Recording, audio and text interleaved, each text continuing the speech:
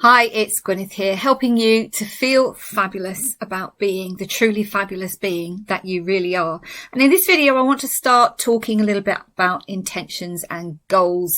People are getting their 2023 diaries out, thinking about what they want to achieve next year. Even worse, looking through the list of things that they didn't achieve this year.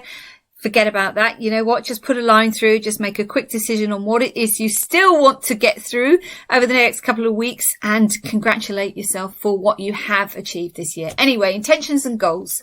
So there are a couple of reasons that people set intentions, goals, and then don't get to where they want to be. And that the first reason is they simply set their goals, their intentions just way too low.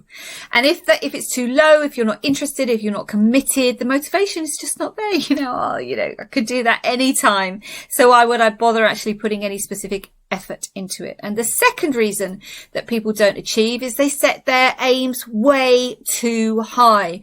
And they're doing this on a subconscious level because they are always looking to blame external factors, employer, economy, government, spouse, partner, and all the rest of it, as opposed to actually being very honest with themselves that they, about what it is they want to achieve. So those are the two main reasons that people don't achieve. If you've set it too low, not going to bother. If you've set it too high, there's no way I could ever do that. And they slip into victim mode and poor me, and it's not fair. And I wanted to do this and I couldn't.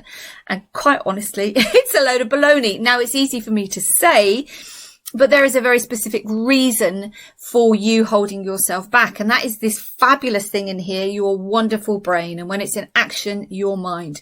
Your brain is doing its very best every single day, every single second of every single day to keep you safe. And when you start thinking about new things, those intentions, those goals, those aims that you have, your brain starts saying, hold on a second. We've got these synaptic connections been firing and wiring for quite a long time now. We've been fine as we are. Why would I want to change? Change requires energy. Quite literally, if you start getting into a stress state and an anxious state about, well, I want to do this, but I really don't know, who do I need to speak to? What do I need to do? You automatically increase the levels of energy that your brain needs to process that information, up to anything like 30% of the kind of energy produced from your dietary intake. Now, for a bit of stuff in your head that only weighs between 2 and 5% of your entire body, requiring approximately 30% of your dietary intake in the form of energy to manage that kind of change. You can see why your brain is doing its absolute best to keep you on track so that you keep on doing the things that you're doing, even if it means you staying unhappy, because you're so used to being unhappy or fed up or whatever it is. It's much, much easier for your brain to keep you in that state as opposed to start using all this energy and have to start creating new neural pathways that could be potentially life-threatening, dangerous, even if you're just thinking about a promotion. To keep you where you are so that it doesn't have to work too hard, so that it doesn't have to use all that important energy that it needs to keep the rest of you going. So what can you do about this? What is actually the solution? Because there is a solution. There's always a solution. Number one is you've got to be absolutely honest with yourself about what it is you want to achieve. Stop dreaming and take a decision. This reminds me, I must rewrite some of the books I've written because research now shows us that, dreaming is fantastic. But again, as long as stuff keeps going around in your mind and you're not actually taking a decision to do something, those dreams are useless. So stop dreaming. Be honest with yourself about what it is you want. Take a decision. Okay, this is what I'm going to do. Now, you might still have a bit of doubt in your mind, which is why number 2 is really important. Why? How is that going to satisfy you? How is that going to fulfill you? Is it because you just want to show your family, I can do this, and your colleagues and your friends? Maybe you're thinking about starting a new business and you've been holding yourself back for whatever reason. Why do you want to do it? Okay, that's number 2, because that will be a big part of your motivation. That will be what gets you out of bed in the mornings and keeps you going even when you're tired. But number 3, and this is absolutely fascinating, and I promise you this works because this is something I do myself as well every single day.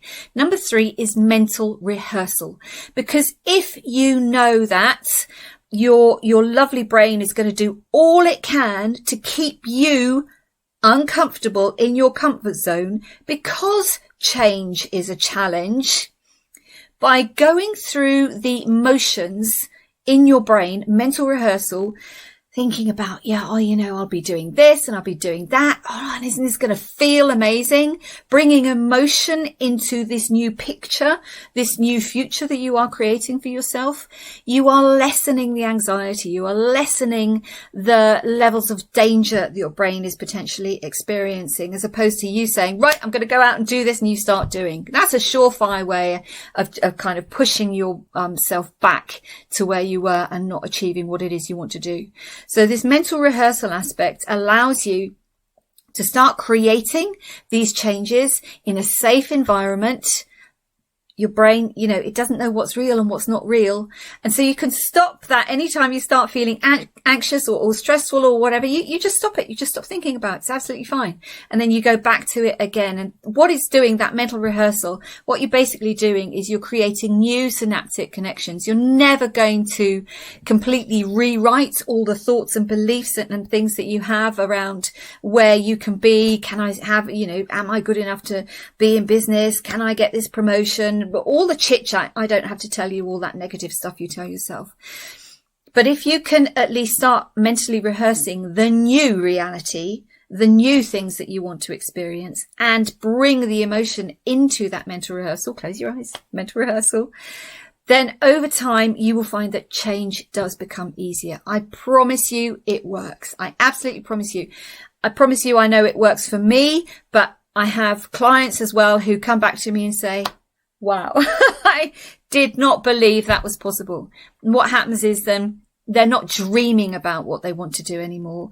They're actually feeling much more confident, and because they've taken a decision, because they've decided, they know why they want to do it. They already know how they're going to create that in their mind, and they get there, and it's amazing. So as you're writing your goals and your intentions for 2023, before you start beating yourself up about what you didn't achieve this year and how, I don't know how I'm going to manage that next year, just try those 3 steps. Get real with yourself on what you want to achieve. Stop dreaming. Take a decision. Stop wondering. Just start taking action.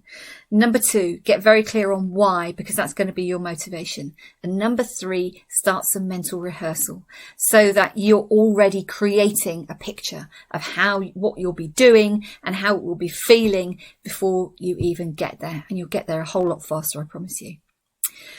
Until we meet again, stay safe, stay healthy, stay fabulous, because you are. All my love, and bye for now.